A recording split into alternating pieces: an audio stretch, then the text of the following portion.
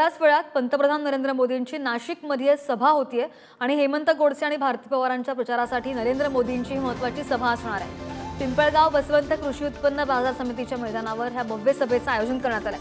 आपण पाहिलं की कार्यकर्त्यांचा उत्साह सुद्धा या निमित्ताने शिगेला पोहोचलेला आहे आणि थोड्याच वेळात आता मोदींच्या सभेला सुरुवात होईल।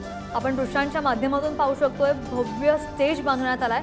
हेमंत गोडसे आणि भारती पवार हे नाशिक आणि दिंडोरीचे महायुतीचे उमेदवार आहेत लोकसभेसाठी आणि त्यासाठीच त्यांच्या प्रचारासाठी नरेंद्र मोदींची ही सभा होतीये।